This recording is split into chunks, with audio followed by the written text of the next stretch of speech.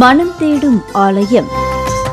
கள்ளார்ந்த அருள்மிகு காயாரோகணேஸ்வரர் திருக்கோயில், நாகப்பட்டினம். கதிமதியம் கள்ளார்ந்த பூங்கொன்றை மதமத்தம் கதிமதியம் உள்ளார்ந்த சடை மூடி எம்பெருமானார்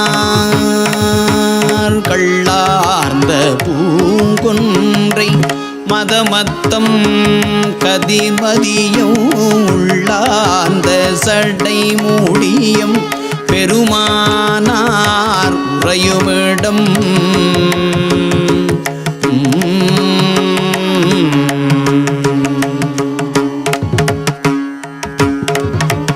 தள்ளாய சம்பாதி சடாயன்பார் தாமிருவ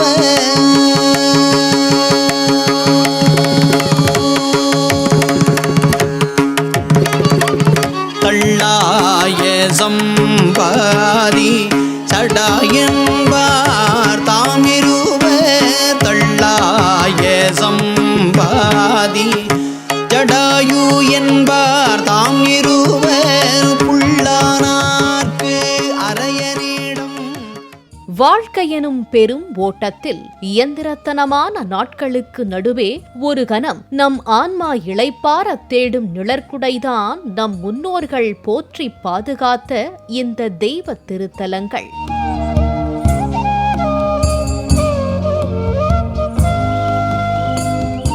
வெறும் கற்களாலும் சுதைகளாலும் ஆனவை அல்ல இந்த ஆலயங்கள். அவை ஒவ்வொன்றும் ஒரு வாழ்வியல் ரகசியத்தையும் ஆழமான அமைதியையும் தன்னுள் புதைத்து வைத்திருக்கும் அற்புத கருவூலங்கள்.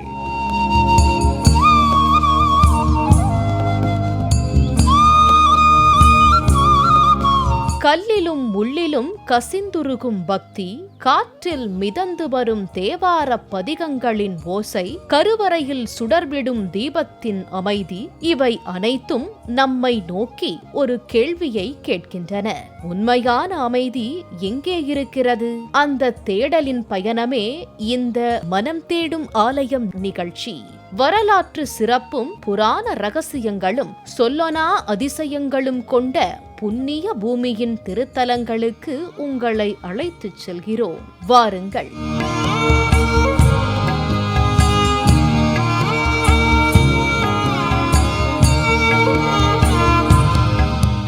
இங்கு நாம் காணப்போவது வெறும் சிலைகளை அல்ல, நம் வேர்களையும் நம் மனதிற்கான அமைதியையும்.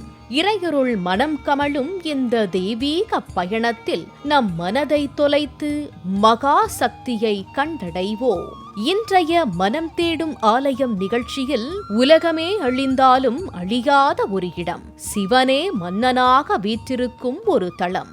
ஓம் ஓம் ஓம் ஓம் நமச்சிவாய.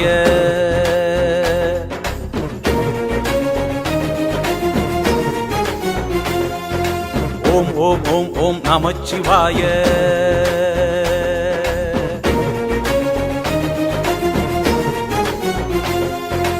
ஓம் ஓம் ஓம் ஓம் நமச்சிவாய. ஓம் ஓம் ஓம் ஓம் நமச்சிவாய. ஓம் ஓம் ஓம் ஓம் நமச்சிவாய. வாழ்க வாழ்க. 10 ஊர் புக்கப்பல் ஏற்றினையும் பலித்தேர்வர் என்று சுந்தரமூர்த்தி நாயனார் நாகப்பட்டினம் காயாரோகணேஸ்வரரிடம் பொன், பொருள், ஆபரணங்கள் மற்றும் வாசனை திரவியங்களை வேண்டி பாடப்பெற்ற திருத்தலம். கள்ளார்ந்த பூங்குன்றை மதமத்தம் கதிமதியம் கள்ளார்ந்த பூங்கொன்றை மதமத்தம் கதிமதியம் உள்ளார்ந்த சடை மூடி எம்பெருமானார். காசியில் விசாலாட்சி, காஞ்சியில் காமாட்சி, மதுரையில் மீனாட்சி. ஆனால் கருநீல நிற கண்களால் அருள் பாலிக்கும் நீலாயதாட்சி பற்றி உங்களுக்கு தெரியுமா? மண் கோயில் வடிவழகி, சிந்தாமணி பேரழகி, அம்மன் கோயில் வடிவழகி, சிந்தாமணி பேரழகி, எங்க நெஞ்சுக்குள்ள பூட்டி வச்சோ உன்னோட பேரெழுதி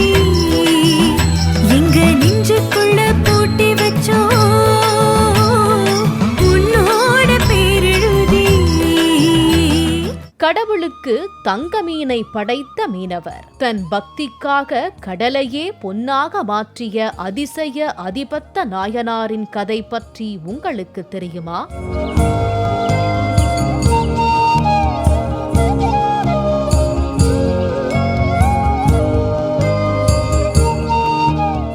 நாகங்களின் அரசன் ஆதிசேஷன் வந்து தங்கி தவம் செய்து பிள்ளை வரம் பெற்ற கோயில். மனித உடல் மண்ணுக்குத்தான் சொந்தம் என்பது இயற்கை விதி. ஆனால் இந்த ஊன் உடலோடு கையிலாயம் சென்ற ஒரு பக்தரை தெரியுமா? அந்த அதிசயம் நடந்த கோயில்.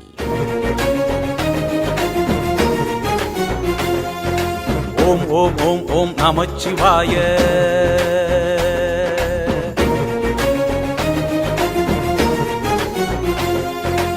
ஓம் ஓம் ஓம் ஓம் நமச்சிவாய. ஓம் ஓம் ஓம் ஓம் நமச்சிவாய. ஓம் ஓம் ஓம் ஓம் நமச்சிவாய. வாழ்க வாழ்கவே. தன் இடது கண்ணால் சிவனையும் வலது கண்ணால் அம்பிகையையும் ஒரே நேரத்தில் தரிசிக்கும் நந்தி இருக்கும் கோயில். கைலாயபுரியின் காவலரே, கைலாசநாதரை சுமப்பவரே.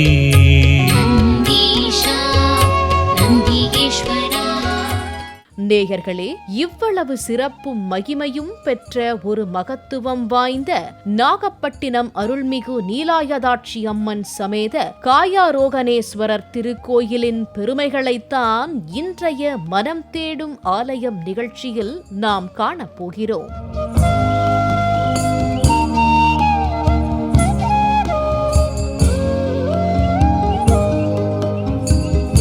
தமிழகத்தின் வங்கக்கடலின் அலைகள் தாலாட்டும் வரலாற்று சிறப்புமிக்க ஊர். சோழர் காலத்து வணிகத் துறைமுகமாக விளங்கிய ஊர். கடல் தழுவிய கன்னி நிலம் சைவம், வைணவம், பௌத்தம், இஸ்லாம், கிறிஸ்துவம் போன்ற பல்வேறு மதங்களின் மையமாக இருக்கும் ஊர். அந்த ஊர் திருநாகை காரோணம் எனப்படும் நாகப்பட்டினம். புண்ணிய தலங்களும் தீர்த்தங்களும் நிறைந்த சோழ வளநாட்டில் பொன்னி நதியின் தென்கரையில் உள்ள தேவாரப்பாடல் பெற்ற சிவத்தலங்களுள் 82வது தலமாக விளங்குவது திருநாகை காரோணம் எனும் இத்தலம். மதமத்தம் கதிமதியம் உள்ளார்ந்த சடை மூடி எம்பெருமானார்.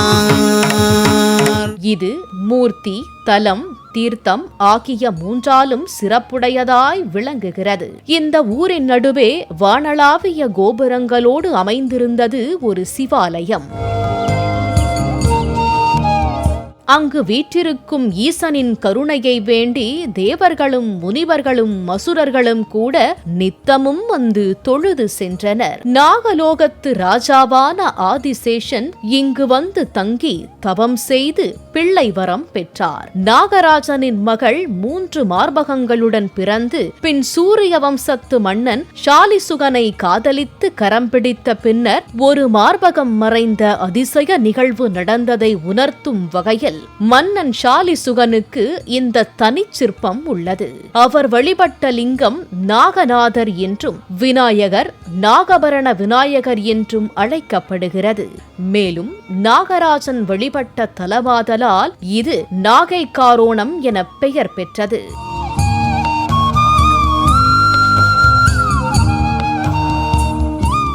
அதுவே நாளடைவில் நாகப்பட்டினம் என்று இன்றளவிலும் புகழ்பெற்று விளங்குகிறது. காலச்சக்கரம் சுழன்று கொண்டிருந்த ஒரு காலத்தில் புண்டரீக முனிவர் என்ற மாபெரும் சிவபக்தர் அங்கு வாழ்ந்து வந்தார். அவரது உள்ளம் எப்போதும் நமசிவாய எனும் 5 எழுத்து மந்திரத்தையே உச்சரித்துக் கொண்டிருக்கும். ஓம் ஓம் ஓம் ஓம் நமச்சிவாய.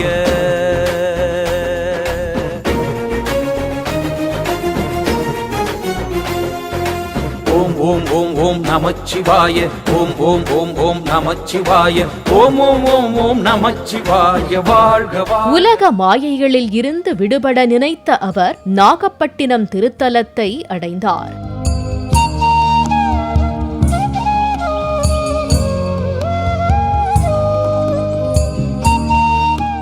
பிறவியற்ற நிலை வேண்டும். அதுவும் இந்த உடலை உதிர்க்காமல் இருக்கும் இந்த ஊன்புடலோடு கையிலாயம் சென்று ஈசனின் திருவடிகளை அடைய வேண்டும் என்பது அவரது தீராத தாகமாக இருந்தது.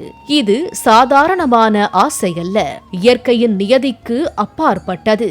மனித உடல் பஞ்சபூதங்களால் ஆனது. அது மண்ணுக்குத்தான் சொந்தம்.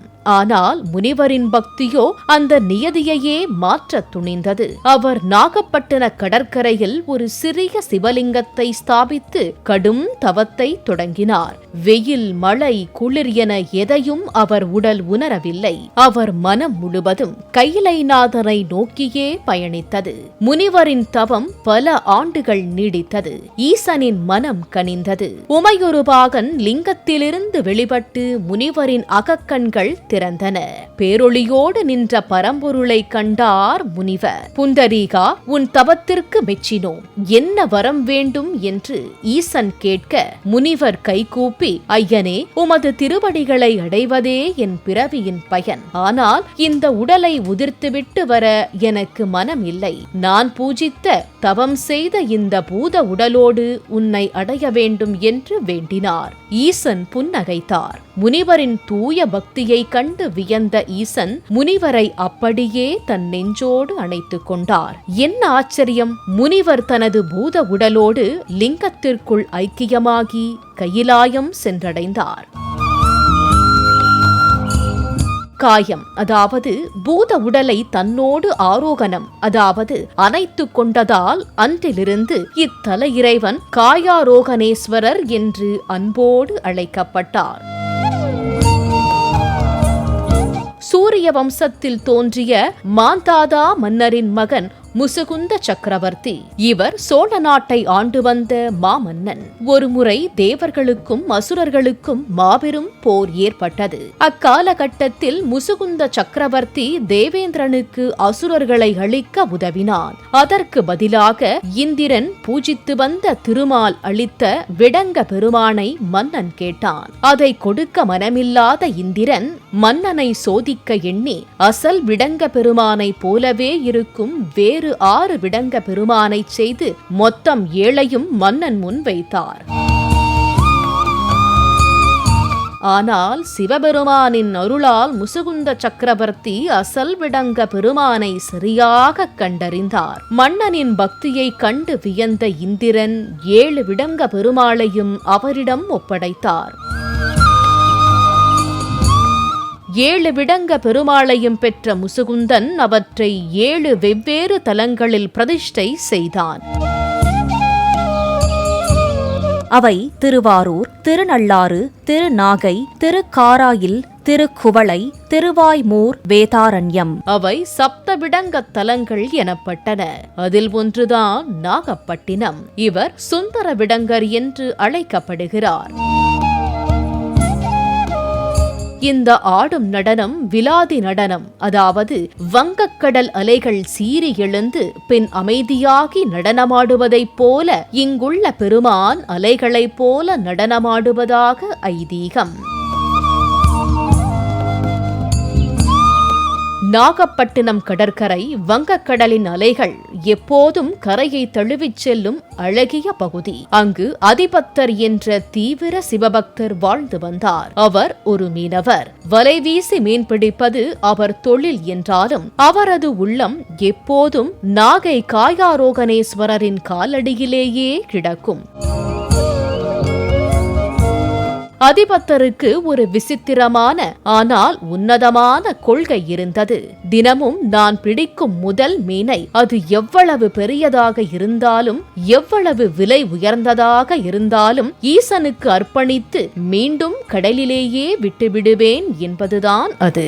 ஈசன் அந்த பக்தியை உலகுக்கு காட்ட எண்ணினார். சில காலம் அதிபத்தரின் வலையில் ஒரு நாளைக்கு ஒரே ஒரு மீன் மட்டுமே சிக்கியது. கொள்கைப்படி அந்த ஒரு மீனையும் அவர் கடலில் விட்டுவிட்டார். வீட்டில் வறுமை தாண்டவமாடியது. அவரது உடல் மெலிந்தது. ஆனால் நமசிவாய மந்திரம் சொல்லும் குரல் மட்டும் குறையவில்லை. ஒரு நாள் அதிபத்தர் வலை வீசினார். அன்று அவர் வலையில் சிக்கியது ஒரு சாதாரண மீன் அல்ல. அது நவரத்தினங்கள் பதிக்கப்பட்ட தங்கத்தாலான மீன். அதன் ஒளியில் கடலே மின்னியது. சுற்றியிருந்த மீனவர்கள் வியந்து போனார்கள். அதிபத்தரே, இதை விற்றால் 7 தலைமுறைக்கு உட்கார்ந்து உண்ணலாம், உங்கள் வறுமை நீங்கும் என்றார்கள். அதிபத்தர் புன்னகைத்தார். இந்த தங்க மீன் என்ன, இந்த உலகமே எனக்கு கிடைத்தாலும் என் ஈசனுக்கு தரும் முதல் காணிக்கையில் மாற்றம் ஏது என்று கூறி அந்த தங்க மீனை தென்னாடுடைய சிவனே போற்றி என்று முழக்கமிட்டு கடலில் வீசினார். அடுத்த கணம் வானில் பேரொளி தோன்றியது. அந்த புண்டரீக முனிவரை தன் நெஞ்சோடு அணைத்துக் கொண்ட அதே காயாரோகணேஸ்வரர் ரிஷப வாகனத்தில் பார்வதி தேவியுடன் தோன்றி அதிபத்தருக்கு காட்சி தந்தார். எதையோ தேடும் உலகில் மெய்யை தேடினேன் ஞானேஸ்வரா, மெய்யே நீ என உணர்ந்த போது உனை சரணடைந்தேன் ஞானேஸ்வரா. ஞானேஸ்வரா, ஞானேஸ்வரா, ஞானேஸ்வரா, ஞானேஸ்வரா. கற்பனையில் உன்னை நினைத்திருந்தேன், நிஜமாய் வந்த ஞானேஸ்வரா. பல உயிர்கள் உனை காதலித்தாலும் என் காதல் உனக்கே ஞானேஸ்வரா. ஞானேஸ்வரா, ஞானேஸ்வரா, ஞானேஸ்வரா, ஞானேஸ்வரா. உன் பக்தியைக் கண்டு மெச்சினோம் அதிபத்தா. உடல் அழியாமல் முக்தி பெற்ற புண்டரீகரைப் போல நீயும் எம் திருவடிகளை அடைவாய் என்று அருளி மறைந்தார். சிவன் உடலோடு முக்தி அளித்த தலம் என்றாலும் இத்தலத்தின் உண்மையான ஆட்சி பீடம் அம்பாளின் வசமே இருந்தது. அவள் பெயர் நீலாயதாட்சி. எல்லாம் நீ அம்மா, தாயே பெருஞ்சடை மாரியம்மா, அம்மா தாயம்மா, எங்கள் குலமகள் நீ அம்மா, ஆடி வெள்ளி தாயம்மா. கடலின் நீல நிறத்தை ஒத்த நீண்ட அழகிய தாமரை இதழ்கள் போன்ற கண்களை உடையவள் என்பதால் அவளுக்கு கருத்தடங்கண்ணி என்ற மற்றொரு பெயரும் உண்டு. அவளது கண்கள் பக்தர்களை பார்க்கும் போதெல்லாம் கருணை வெள்ளம் பெருக்கெடுத்து ஓடும். இங்கு அம்பாள் கன்னிப் பருவத்தில் காட்சி தருகிறாள். இவளுக்கு தனி கொடிமரத்துடன் கூடிய சன்னதி இருக்கிறது. அம்பிகை இத்தலத்தில் திருமண பருவத்திற்கு முந்தைய கன்னியாக யவ்வன பருவ கோலத்தில் காட்சி தருகிறாள். எனவே ஆடிப்பூர விழா இங்கு வெகு விமர்சையாக நடக்கிறது. இவளது சன்னதி தேர் போல அமைக்கப்பட்டிருக்கிறது. ஒரு முறை தேவர்களும் முனிவர்களும் அன்னை நீலாயதாட்சியின் பேரொளியை கண்டு வியந்தனர். அன்னை கன்னித் தவ கோலத்தில் இருப்பதால் அவளின் தவத்திற்கு எவ்வித இடையூறும் ஏற்படக்கூடாது என்பதற்காக காவலாக யாராவது இருக்க வேண்டும் என்று விரும்பினர். அப்போது ஈசனின் வாகனமான நந்திதேவர் முன்வந்தார். தாயே, உமது தவத்திற்கும் உமது கன்னித் தவத்திற்கும் யாதொரு தீங்கும் நேரா வண்ணம் நான் காவல் இருப்பேன் என்று வேண்டி நின்றார். இருந்தும் நந்தி தேவரா சிவபெருமானை பிரிந்து இருக்க மனம் ஒப்பவில்லை. அன்னை நீலாயதாட்சியின் தவத்திற்கு இடையூறு நேராதபடி காவலிருக்க விரும்பிய நந்தி தேவர் அதே சமயம் சிவபெருமானை பிரிந்து இருக்கவும் முடியாமல் தவித்தார். பக்தியில் விளைந்த இந்த தர்ம சங்கடத்திற்கு ஒரு அழகான தீர்வு கிடைத்தது. நந்தி தேவரின் இந்த நிலையை உணர்ந்த சிவபெருமான் அவருக்கு ஒரு அற்புத வழியை காட்டினார். சிவன் அவரிடம் அம்பாளிடம் இருந்து கொண்டு தன்னையும் தரிசிக்கும்படி கூறினார். இதன் அடிப்படையில் அம்பாள் எதிரில் உள்ள நந்தி தன் கழுத்தை முழுமையாக திருப்பி சிவன் சன்னதியை பார்த்தபடி இருக்கிறது. நந்தியின் இடது கண் சிவனையும் வலக்கண் அம்பிகையையும் பார்த்தபடி அமைக்கப்பட்டிருப்பது சிறப்பான அமைப்பு. அதனாலேயே நாகப்பட்டினம் காயாரோகணேஸ்வரர் ஆலயத்தில் நந்தி தேவர் வழக்கமான நேர் பார்வையில் இல்லாமல் அன்னைக்கும் ஈசனுக்கும் பொதுவானவராக ஒரு விசித்திரமான கோலத்தில் காட்சியளிக்கிறார். நந்தி தேவர் அன்னைக்கு காவலாக நின்ற அதே வேளையில் தன் கண்ணால் ஈசனையும் பிரியாமல் இருந்தார். இதுவே இரட்டை பார்வை நந்தி என்ற சிறப்பை பெற்றது. காயாரோகணேஸ்வரர் கோயிலின் பிரகாரத்தில் அன்னை நீலாயதாட்சியின் சன்னதிக்கு அருகிலேயே அழுகுனி சித்தரின் ஜீவ சமாதி அமைந்துள்ளது. இவர் இவர் 18 சித்தர்களில் ஒருவராக போற்றப்படுபவர். மற்ற சித்தர்களின் பாடல்களை விட இவருடைய பாடல்கள் மிகவும் உருக்கமானவை, தத்துவார்த்தமானவை. ஒரு குழந்தை தனக்கு வேண்டியதை அடம்பிடித்து அழுது வாங்குவது போல இத்தலத்தின் இறைவியான நீலாயதாட்சியிடம் அருளை பெற அவர் குழந்தையாய் மாறி அழுது அழுது பாடியதால் இந்த பெயர் வந்தது. சித்தரின் சமாதி பீடத்தின் மீது ஒரு சிவலிங்கம் பிரதிஷ்டை செய்யப்பட்டுள்ளது. பக்தர்கள் இங்கு வந்து தியானம் செய்வதையும் சித்தரின் அருளை பெற வேண்டுவதையும் வழக்கமாக கொண்டுள்ளனர். சனீஸ்வரர் ரோகிணி நட்சத்திரத்திற்குள் பிரவேசிக்கும் காலத்தில் ரோகிணி சகடபேதம் எனும் பஞ்சம் உண்டாகும். அயோத்தியை ஆட்சி செய்த தசரதர் தனது நாட்டில் இந்த பஞ்சம் உண்டாகப் போவதை அறிந்தார். எனவே நாட்டு மக்களின் நலன் கருதி அவர் சனீஸ்வரனை எதிர்த்து போரிடச் சென்றார். அப்போது சூரிய பகவான் அவரிடம் சனியை வெல்வது எளிதல்ல என்றும் அவரை எதிர்ப்பதை விட பணிந்து வணங்குவது நல்லது என்றும் நவக்கிரகங்கள் அனைத்தும் ஒரே திசையில் மகாலட்சுமியை நோக்கி காட்சியளிக்கும் தலத்தில் மூலவர் சிவபெருமானை நோக்கிய நிலையில் சனீஸ்வர பகவான் சிலையை பிரதிஷ்டை செய்து வழிபட்டால் சனீஸ்வர பகவான் அனுக்கிரக மூர்த்தியாக அருளுவார், பிரச்சனைகள் தீருமென உபாயம் அருளியுள்ளார். கடுமையான தவத்திற்கு பிறகு தசரதருக்கு சனீஸ்வரர் காட்சி தந்தார். அவரிடம் தன் நாட்டில் பஞ்சம் ஏற்படாதிருக்க அருளும்படி வேண்டினார். சுயநலமின்றி நாட்டு நலனுக்காக தன்னையே எதிர்க்க துணிந்த தசரதனை கண்டு மகிழ்ந்த சனீஸ்வரர் அவரை பாராட்டியதோடு பஞ்சம் ஏற்படாமல் அருளினார். இவர் தசரதரின் வேண்டுதலுக்காக இங்கேயே எழுந்தருளினார். சனீஸ்வரா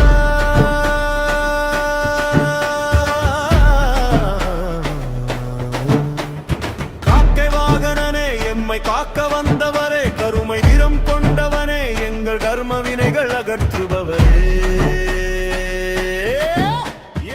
இங்கு அனுக்கிரக மூர்த்தியாக அருளும் சனீஸ்வர பகவானுக்கு எள் சாதமும் எள் பாயாசமும் நிவேதனம் படைத்து பக்தி சிரத்தையுடன் வழிபடுவோருக்கு சனிதோஷ நிவர்த்தி கிடைக்கும் என்பது ஐதீகம். இதனால் இத்தலம் சனிதோஷ நிவர்த்தியளிக்கும் முக்கிய தலங்களில் ஒன்றாக விளங்குகிறது.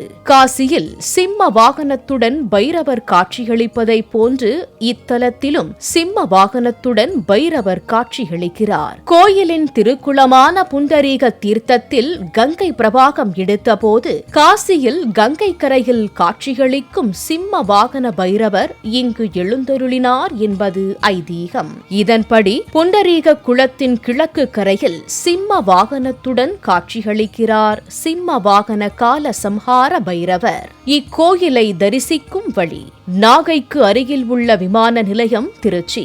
அயல் நாடுகளிலிருந்து வருவோர் திருச்சி விமான நிலையம் வந்தடைந்து அங்கிருந்து தஞ்சை, திருவாரூர் வழியாக 140 கிலோமீட்டர் தொலைவு பயணித்து நாகையை அடையலாம். ரயில் மூலம் வர நினைப்பவர்கள் நாகப்பட்டினம் ரயில் நிலையம் அடைந்து அங்கிருந்து பேருந்து மூலம் இத்தலத்திற்கு வந்தடைந்து ஈசனை தரிசிக்கலாம். தென்னாடுடைய சிவனே போற்றி, எந்நாட்டவர்க்கு இறைவா போற்றி.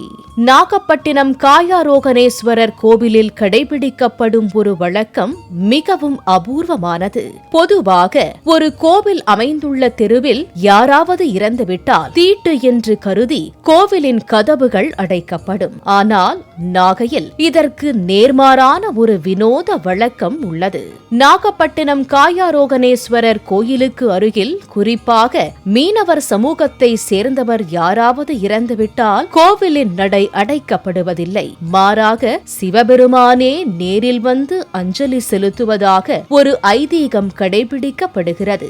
இறந்தவரின் உடல் கோவிலின் முன்பாக கொண்டு வரப்படும் போது கருவறையில் உள்ள காயாரோகணேஸ்வரர் சாத்தப்பட்ட மாலை மற்றும் வஸ்திரம் கொண்டு வரப்பட்டு இறந்தவரின் உடலுக்கு அணிவிக்கப்படுகிறது. கோயிலின் தீர்த்தமும் அவர்களுக்கு வழங்கப்படுகிறது. இந்த மரியாதைக்கு பிறகுதான் இறுதிச் சடங்குகள் தொடங்குகின்றன. அதிபத்த நாயனார் இந்த ஊரில் பிறந்தவர். மீனவரான அவரது பக்தியால் மகிழ்ந்த ஈசன் அவருக்கும் அவரது வம்சாவளியினருக்கும் முக்தி அளிப்பதாக வாக்களித்தார். அதன் நினைவாகவே இன்றும் மீனவர் சமூகத்தினர் இறக்கும் போது ஈசன் அரசன் சார்பில் மரியாதை செய்யப்படுகிறது. நாகப்பட்டினம் காயாரோகணேஸ்வரர் திருக்கோயில் வெறும் வழிபாட்டு தலம் மட்டுமல்ல, அது பிறப்பு மற்றும் இறப்பு எனும் சுழற்சியிலிருந்து விடுபடுவதற்கான ஒரு இடம். இதுவே இக்கோயிலின் தல வரலாறு நமக்கு உணர்த்தும் முக்கிய உண்மை. சுருக்கமாக சொன்னால், காயாரோகணேஸ்வரர் கோயில் நம் வினை பயன்களை நீக்கி ஆன்மாவை தூய்மைப்படுத்தும் ஒரு புண்ணிய தலம். கடலென பெருகும் கவலைகளை நீக்கி நீலாயதாட்சி அம்மனின் அருட்பார்வையால் வாழ்வை வளமாக்கும் இத்தலம் காலங்களை கடந்தும் சைவ மதத்தின் பெருமையை பேசிக் கொண்டிருக்கிறது. மதமத்தம் கதிமதியம் உள்ளார்ந்த சடை மூடி எம்பெருமானார் கள்ளார்ந்த பூங்கொன்றை மதமத்தம் கதிமதியம் உள்ளார்ந்த சடை மூடியம் பெருமானார் உறையுமிடம்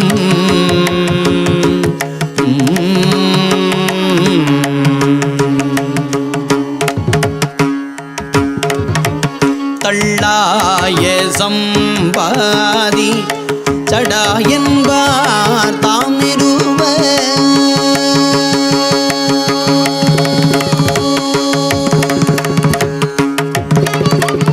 தள்ளாய சம்பாதி சடாயன்பார் தாம் நிறுவ தள்ளாய சம்பாதி ஜடாயு என்பார் தாம் இருவர் புள்ளானார்க்கு அரையனிடம் உள்ளிருக்குவே.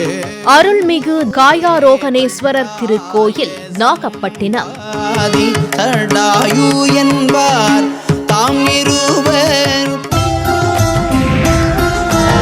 மனம் தேடும் ஆலயம்